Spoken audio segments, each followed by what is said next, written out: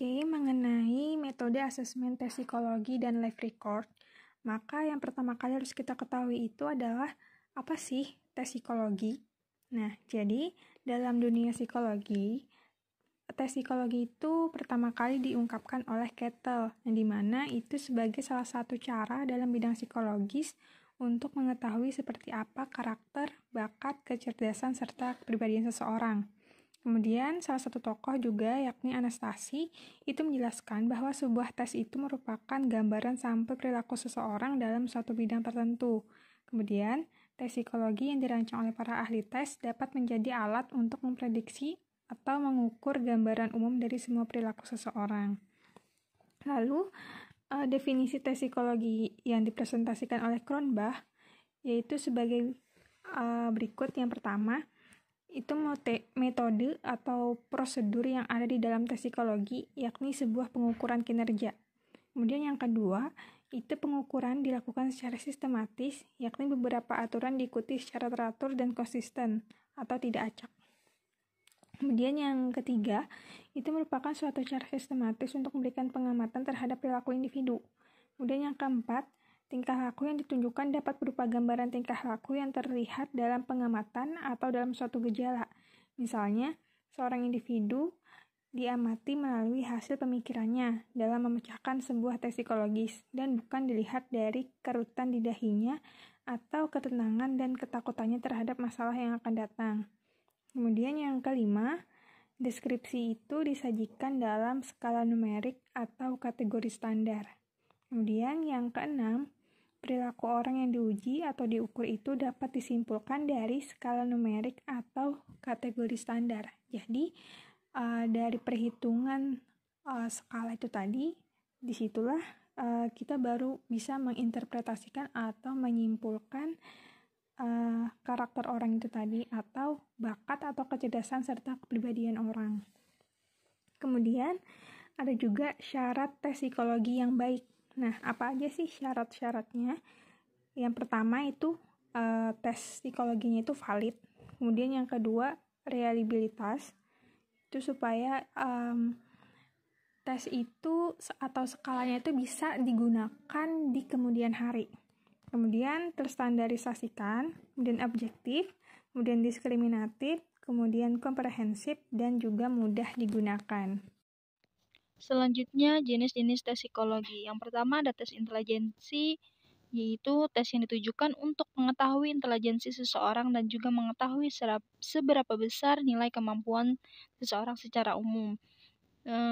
Hasil tes dari tes ini adalah skala IQ, kemudian tes intelijensi yang sering ditemui seperti tes Binet, WISC, PPPSI, TIKI, dan lainnya.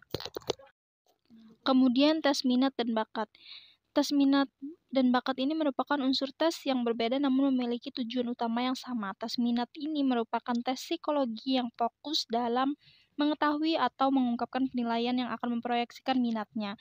Namun hasil tes ini biasanya hanya mengungkapkan minat sampingan, bukan minat yang utamanya.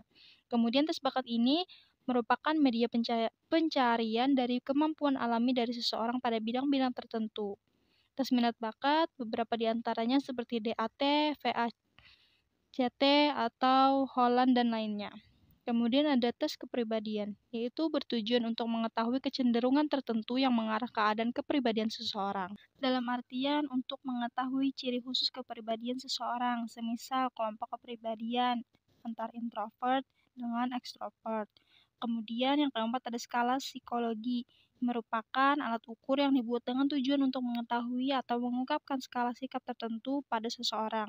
Cara kerja dari skala psikologi ini ialah peneliti atau psikologi mengajukan item-item yang bersangkutan dengan sikap tertentu dengan bentuk pertanyaan tertulis kepada responden, yang kemudian akan dijawab oleh responden dengan bermacam opsi jawaban. Sebagian besar skala psikologis ini dimasukkan dalam inventaris atau self-report, di mana responden menjawab skala tentang diri mereka sendiri karena hanya mereka yang mengetahui keadaan diri mereka yang sebenarnya.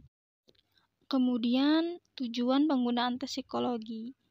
Adapun data atau hasil dari tes psikologi yang telah dilakukan itu digunakan untuk sebagai bahan pertimbangan dalam pengambilan keputusan, membuat perencanaan, dan juga menentukan penanganan kasus-kasus terkait permasalahan psikologi tertentu. Terdapat beberapa bidang. Yang pertama ada bidang pendidikan, kemudian kedua bidang pekerjaan, bidang militer, dan juga bidang klinis. Pada bidang pendidikan, alat tes psikologi ini bertujuan untuk menyeleksi calon anak didik, pemilihan jurusan, perencanaan studi, program bimbingan karir, dan juga penanganan permasalahan-permasalahan tertentu yang bisa saja terjadi pada kegiatan pendidikan. Misalnya, anak yang sulit menyesuaikan diri dengan lingkungan atau terdapat gangguan konsentrasi belajar. Kemudian pada bidang pekerjaan, industri, dan organisasi, tes psikologi ini bertujuan untuk menyeleksi dan menempatkan pekerja.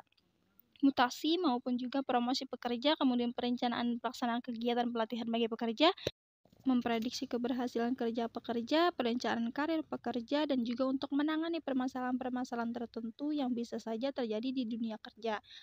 Kemudian pada bidang militer, tes psikologi ini bertujuan untuk menyeleksi dan menempatkan anggota militer, kemudian mutasi, promosi jabatan, juga perencanaan karir.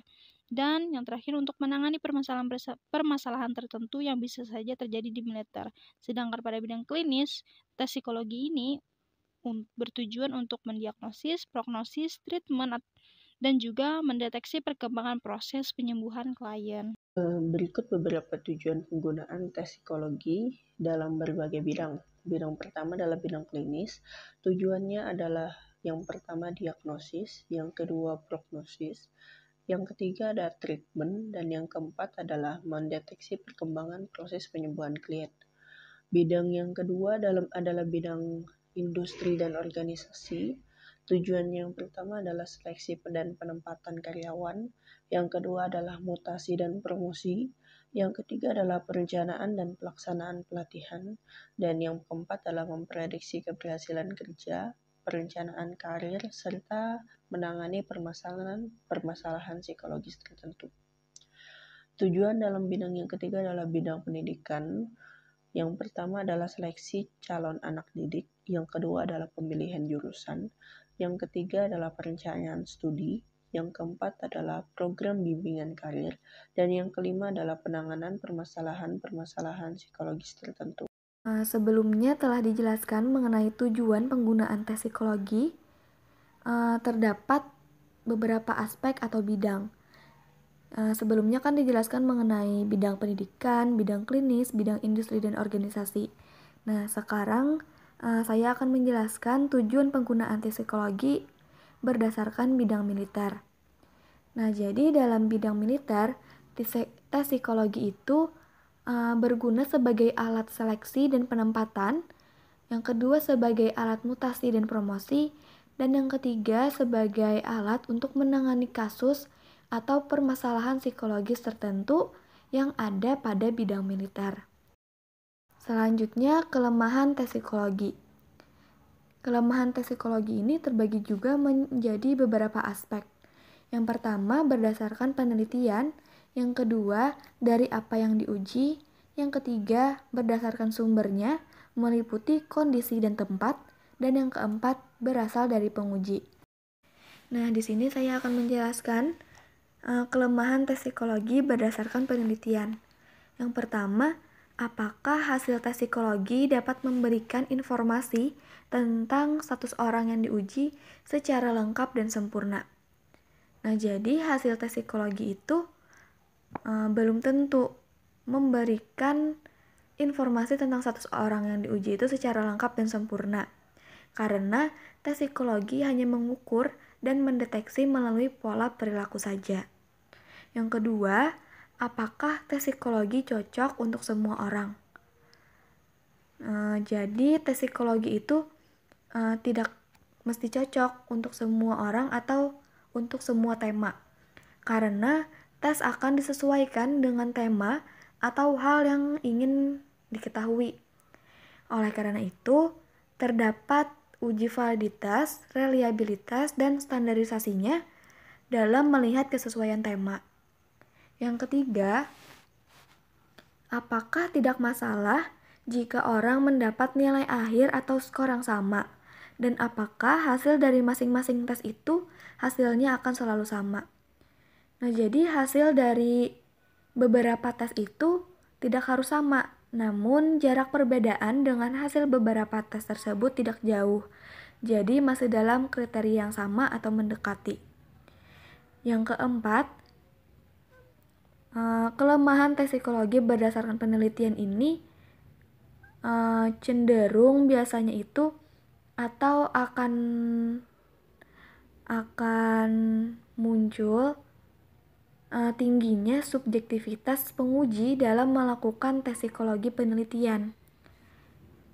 Makanya dalam tes psikologi sangatlah diperlukan pengalaman dan penguasaan yang baik. Oleh karena itu, tidak semua sarjana psikologi dapat menguasainya dengan benar dan sempurna. Selanjutnya ada kelemahan tes psikologi dari diuji.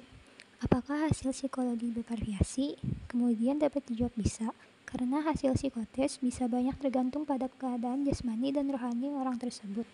Pada waktu itu yang telah diuji atau sedang diuji, status kesehatan misalnya seseorang sedang kelelahan fisik ataupun mental, keadaan emosional atau suasana hati, minat, bakat, dan motivasi selama ujian. Selain itu, untuk melengkapi pengalaman pelacakan penguji sebelumnya, tes juga bisa membiaskan hasil tes. Ujian atas ketidaktaatan dalam menjalankan instruksi proses, detik yang ditentukan oleh penguji dapat memberikan hasil tes tidak sesuai dengan status pengujian yang sebenarnya. Selanjutnya ada kelemahan dari sumbernya, kondisi dan tempat. Kondisi serta suasana tempat pengujian juga mempengaruhi hasil pengujian. Area yang terlalu panas, sesak, berventilasi buruk, suhu sekitar yang terlalu tinggi ataupun terlalu rendah, tempat duduk atau tempat menulis mereka yang tidak nyaman untuk digunakan, pencahayaan yang sangat buruk, suasana keras atau gaduh, dan beberapa item lain secara signifikan dapat mempengaruhi hasil tes.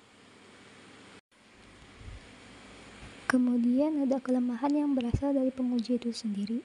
Kemampuan penguji untuk membangun hubungan yang bagus dalam pengujian, bahkan keterampilan presentasi, memberikan instruksi, keterampilan, dan pengalaman dalam penguji interpretasi hasil, khususnya tes kepribadian, mampu memberikan pengaruh signifikan terhadap keakuratan hasil pengujian. Kemudian ada prinsip-prinsip tes psikologi. Yang pertama, seorang konselor harus mengetahui dan mengakui batasan kompetensi yang dimilikinya agar dapat memberikan layanan tes psikologi yang sesuai dengan kompetensinya tersebut. Yang kedua, konselor harus bisa menentukan dengan cermat terlebih dahulu terkait tes yang akan digunakan pada pertemuan yang akan dilakukan kemudian. Yang ketiga, menyampaikan informasi hasil tes dengan cermat dan teliti. Yang keempat, skor hasil tes hanya disampaikan kepada orang atau pihak yang berhak mengetahuinya saja. Yang kelima, tes harus dilaksanakan sesuai standar yang berlaku. Yang keenam, konselor mampu bertanggung jawab dalam memaparkan kepada peserta tes terkait tujuan tes yang akan dilaksanakan. Faktor-faktor penggunaan tes psikologi, yaitu ada persiapan, pelaksanaan, dan scoring.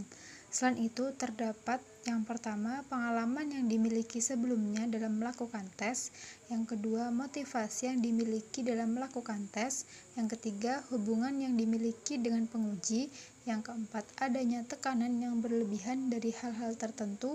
Yang kelima, latar belakang budaya yang berbeda-beda. Yang kelima, peserta tes yang berkebutuhan khusus atau penyandang cacat. Dan yang terakhir dari faktor lingkungan. Selanjutnya ada etika tes psikologi. Sebuah kode etik harus diikuti ketika melayani masyarakat karena itulah yang mendisiplinkan standar moral profesi. Penggunaan tes psikologi adalah masalah kejujuran, maka para psikolog wajib melaksanakannya sesuai dengan aturan deontologis yang berlaku untuk pekerjaan profesional. Kemudian ada kode etik HIMSI yang terkait dengan tes psikologi. Yang pertama pada bab 3 mengenai kompetensi dalam tes psikologi. Yang kedua pada bab 4 mengenai hubungan antar manusia. Yang ketiga pada bab 5 mengenai kerahasiaan rekam dan hasil pemeriksaan psikologi. Dan yang keempat pada bab 11 mengenai asesmen. Selanjutnya ada pasal yang berkaitan dengan tes psikologi, yaitu yang pertama pada pasal 62 mengenai dasar asesmen, yang kedua pada pasal 63 mengenai penggunaan asesmen, yang ketiga pada pasal 64 mengenai informed consent dalam asesmen, Yang keempat, pada pasal 65 mengenai interpretasi hasil asesmen. Yang kelima, pada pasal 66 mengenai penyampaian data dan hasil asesmen. Dan yang keenam, pada pasal 67 mengenai menjaga alat, data, dan hasil asesmen. Kemudian ada live record. Live record itu merupakan sebuah catatan yang berisi tentang tingkah laku di dalam kehidupan sehari-hari atau dapat juga disebut dengan data L. Nah, live record itu dapat disebut dengan daftar riwayat hidup yang berisi catatan-catatan mengenai tingkah laku seseorang individu dalam kehidupannya di dalam bermasyarakat, baik itu catatan yang dibuat ketika sekolah, catatan pengadilan, catatan dari kepolisian, catatan dari orang-orang yang mengenal seseorang tersebut dalam kehidupan yang nyata, dan lain-lain.